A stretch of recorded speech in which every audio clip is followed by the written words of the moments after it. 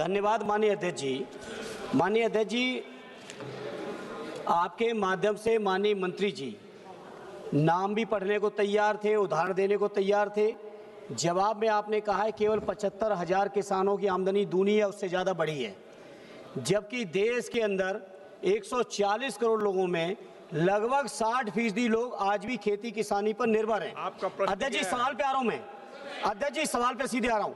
2014 का माननीय मंत्री जी अपना घोषणा पत्र पढ़िए, और उस घोषणा पत्र में आपने कहा था कि स्वामीनाथन आयोग की सिफारिश को हम लागू करेंगे। स्वामीनाथन आयोग की सिफारिश आप जानते हो C2 + 50%।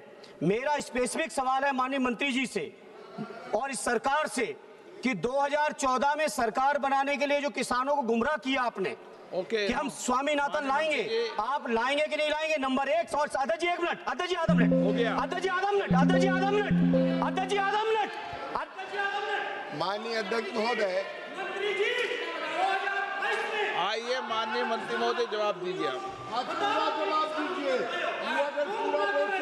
माननीय मंत्री महोदय, आप मंत्री महोदय बैठे बैठे मत बोलिए। माननीय मंत्री जी सुनो सुनो सुनो सुनो। माननीय मंत्री महोदय। माननीय अध्यक्ष महोदय, पता नहीं धर्मेंद्र यादव जी क्यों गुस्सा हो जाते हैं। जरा आप उनकी डिबेट मत करो। माननीय आप इस आप इधर माननीय आप बैठो। माननीय मंत्री महोदय, मैं तो खड़ा हूँ। आप जवाब दो, आप जवाब दो। उधर देखो। माननीय अध्यक्ष महोदय, माननीय अध्यक्ष, अब सुनो तो भाई। एक मिनट, एक मिनट। ये प्रश्न काल है। एक मिनट प्लीज। माननीय सदस्य, मैं माननीय सदस्य और माननीय मंत्रीगणों को भी आग्रह करता हूं, माननीय सदस्यगण कभी भी प्रश्नकाल में इतने उत्तेजित होने की आवश्यकता नहीं है। इस पर किसी पर विषय पर एक मिनट प्लीज। कृषि के विषय पर बहुत डिटेल 4.5 घंटे चर्चा हुई। सभी माननीय सदस्यों को पर्याप्त अवसर मिला था, और प्रश्नकाल क्योंकि संक्षिप्त में होता है, इसलिए मैंने माननीय मंत्री जी को कहा, सभी सदस्यों को पुनः कह रहा हूं, कभी भी प्रश्नकाल के अंदर न तो इतना उत्तेजित होना, न इतने लंबे प्रश्न पूछना। आप लिख के भी लाते हो ना, तो शॉर्ट लिखने की आदत बनाओ। और माननीय मंत्री जी, डिटेल इसमें कुछ नहीं जवाब दिया जाता है, सिंपली जवाब दिया जाता है। आप बता दें। माननीय अध्यक्ष महोदय, हो गया।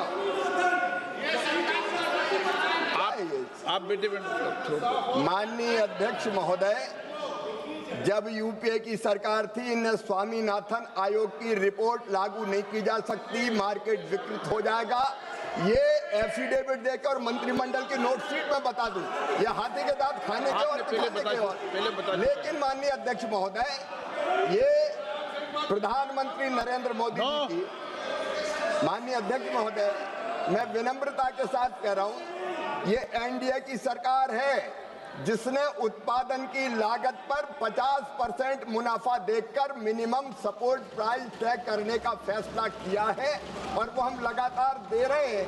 न केवल मिनिमम सपोर्ट प्राइस, बल्कि पीएम आशा योजना बना के हमने दलहन और तिलहन की खरीद को भी सुनिश्चित किया है।